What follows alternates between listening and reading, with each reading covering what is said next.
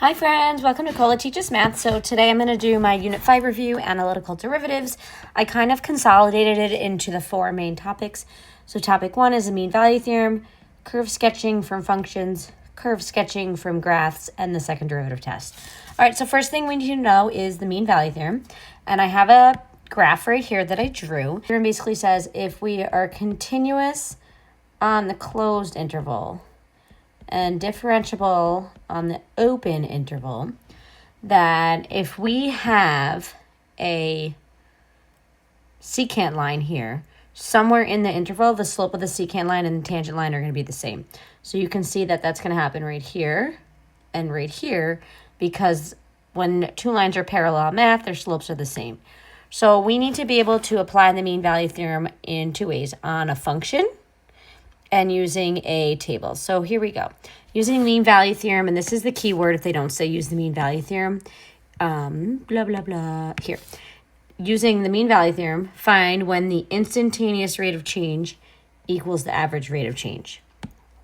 Because we can express the mean value theorem in a few different ways that I should probably write over here. We can say, let's do it over here, that the instantaneous rate of change equals the average rate of change. I'm going to abbreviate.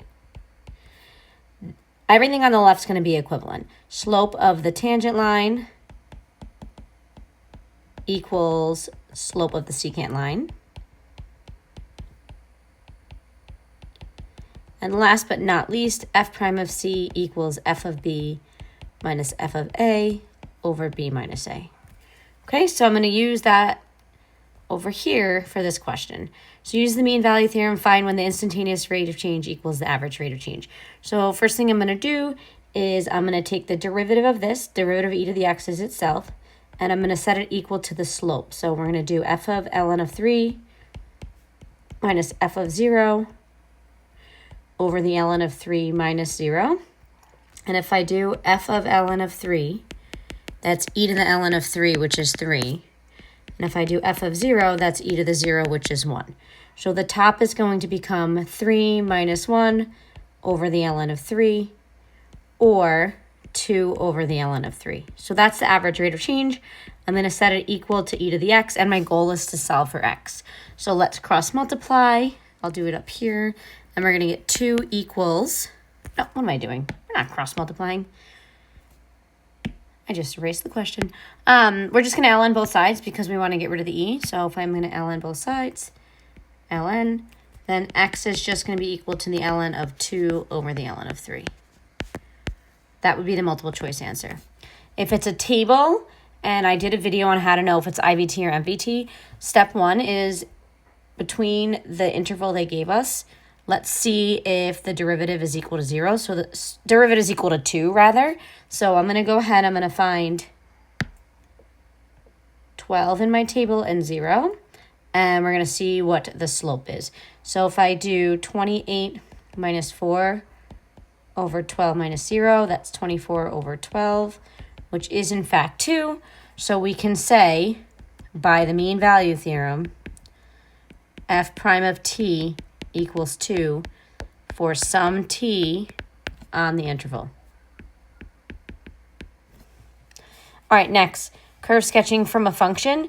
We need to be able to do all those fun sign games and sign charts. So step 1, let's find the critical points. That is where the derivative's equal to 0. So let's derive this. It's negative 3x squared plus 2x. If we set this equal to 0, I personally like to factor. So these are going to be my factors. And when I tee this off, I'm going to get x is equal to 0 and x is equal to 2/3. So these are my critical points. Right here are my critical points, CP. Okay, let's make a number line. I call it a sign chart with my critical points on there to see if the derivative is positive or negative, which would imply the function is increasing or decreasing. So what we're going to do is we're going to evaluate points on either side of the critical points into the derivative to see if it's positive or negative. Okay, so now if we plug numbers in surrounding 0 and 2/3 into the derivative, we're going to get negative, positive, negative. You can go ahead and do that. And what that means is when the derivative is negative, the function is decreasing, then increasing, then decreasing. So we look like this, min, and like this, max, which is what this graph is going to look like. Alrighty, let's do the second derivative to find possible points of inflection. So we're going to get negative 6x plus 2. Set that equal to 0. You are going to get x equals 1/3. That's a possible p of I. We need to play the sign game with the second derivative to see what's happening on either side of 1/3. So if I plug in like 0, we're going to get positive. And then if I plug in a number on the other side of 1/3, we're going to get negative. When the second derivative is positive, we are concave up. When the second derivative is negative, we are concave down. And that's it. Next, I'm going to color code a lot of stuff on here. I did a video on this. So let's go ahead and do some bright green. That's a pretty green. Some red. And those are good colors. So watch. This is the graph of the derivative. And we're going to answer some questions. So when the derivative is positive, so here to here, the function's going to be increasing. And we're going to say because the derivative is positive. When the derivative is negative, the function's decreasing.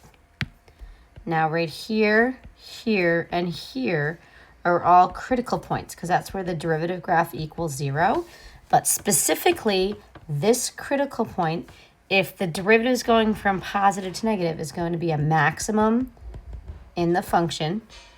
This one's going to be a minimum in the function. And this is going to be neither a max nor a min because we never change sign. Okay, next, let's look at concavity. So when the derivative is decreasing, or derivative has a negative slope, you can say either one, the function is going to be concave down. So here the function is going to be concave down and vice versa. When the derivative is increasing or the derivative has a positive slope, I call this the pencil test, guys, in my class, then the function is going to be concave up. So function's concave up. And last but not least, when concavity changes, so here, here, and here, we are going to have points of inflection.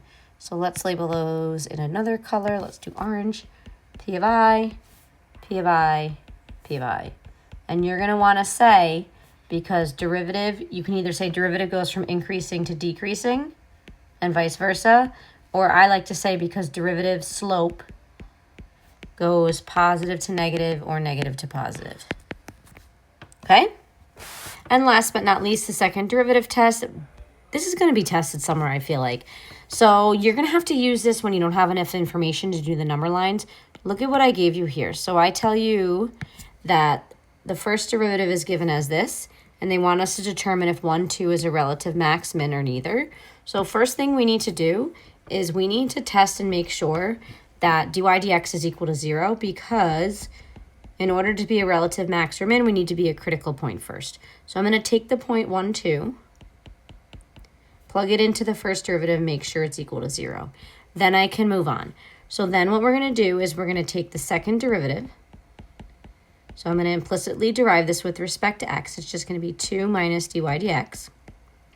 We are going to replace dy dx with the derivative, and we're going to get the second derivative. So dy dx is going to be replaced with this in parentheses. If you want me to, I can pull the negative through, and that's the second derivative. So now we're going to take the point 1, 2, because it's a critical point, and we're going to plug it into the second derivative. So we're evaluating the second derivative at the critical point. When I do this, 2 minus 2 plus 2, we get 2. So the second derivative is greater than 0, which means the function is concave up. So your critical point is going to be a minimum by the second derivative test. And that is it.